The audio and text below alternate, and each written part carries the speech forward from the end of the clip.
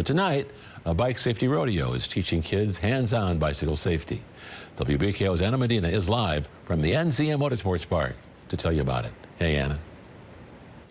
Thank you so much, Gene. Well, we're live here at Trek in the Track. I believe this is the last one for the season, but today they also have a bike safety rodeo. Now I'm joined here with Doug Beckhart of Norton Children's Hospital Foundation to talk a little bit about helmet safety. Talk to me a little bit about kind of bringing this together. And our Anna Medina is out of the track right now. There you see her. Anna, are you ready to live life in the fast lane? Thank you, Gene. Well, here shortly, you might hear some engines kind of revving up and testing it, but you know what? I think I found my newest career. Do you think I have what it takes? Because I'm ready to go. Hi, Allie. Well, it's time to say hello to Tasty Tuesday food truck events right here at WBKO. And today just so happens to be our very first one. The American Civil Liberties Union arguing that the ban violated the Constitution. Now, the women rights groups here in Bowling Green have organized a rally and a march to make sure their voices are heard.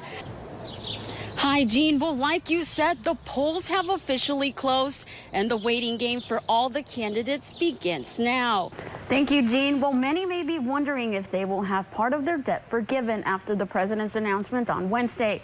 One financial advisor says although this may be of relief to some, the effects of it will be felt years down the line. Although they may be miles and miles apart, those with the Barron County School District are making sure they lend a helping hand to those in need in eastern Kentucky, sending buses full of supplies like this one for victims of flooding. For now, riding at the NCM Motorsports Park, Anna Medina, WBKO News. It's a scene that's become all too familiar for law enforcement agencies and emergency personnel nationwide, training for active shooter situations. It's no secret that COVID-19 testing has become accessible for just about everyone. From getting an at-home test at your local pharmacy if they're in stock to getting tested at your local clinic, and the latest one, getting at-home tests from the U.S. Postal Service. Now, I spoke with the Barron River District Health Department about what happens when a person tests positive with an at-home test. So she decided to do something to lend a helping hand. So Elridge got on Facebook, and thus the group Adopt a Server was born. When you first glance around me, you may think that I'm near a lake, but believe it or not, this is Chad Cassidy's backyard. Cassidy is just one resident currently being affected by flooding here in Cave City. It's a situation not many of us can relate to. The excessive amounts of rain on Sunday caused one Barron County family to find one thing missing when they went outside: their driveway. Jill Taylor, better known as Mojo, has found a new passion that started as a hobby.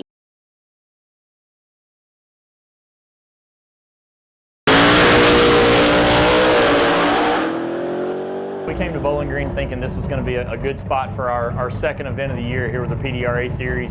The drag racing strip out at Beach Bend is always popping this time of year, and this is the kickoff to the season of our auto shows. It's time to rev up your engine, burn some rubber, and watch some professional drag racers hit the track this weekend at Beach Bend Raceway Park.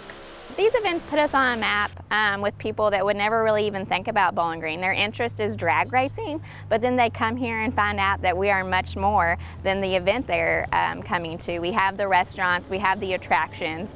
Drag racing has been bringing in an influx of visitors to the area that later invest in the local economy, helping Bowling Green grow.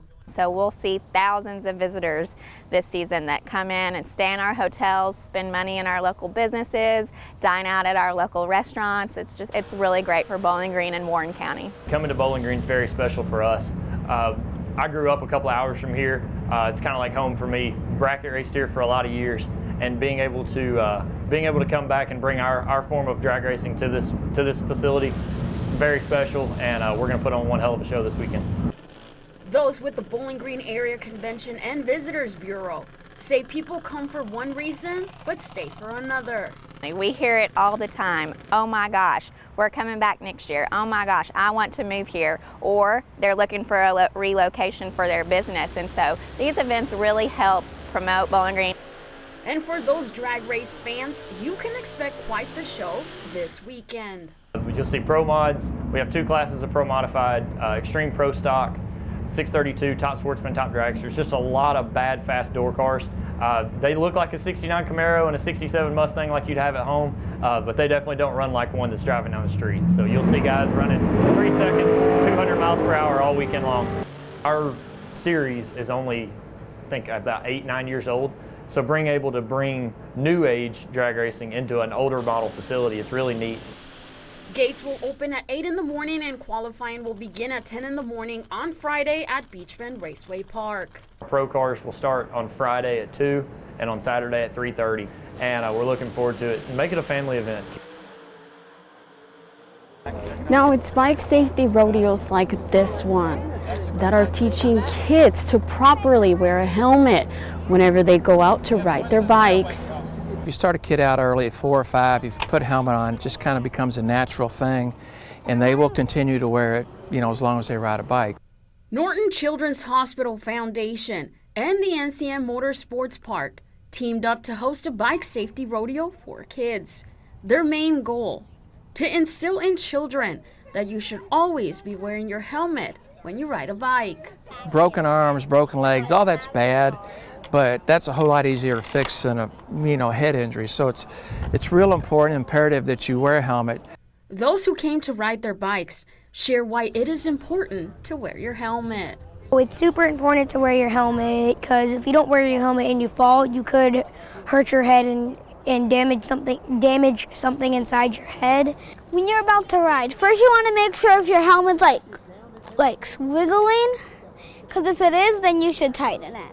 Children were able to take multiple laps around the track while also learning what to do at a stop sign and what to do at a railroad crossing.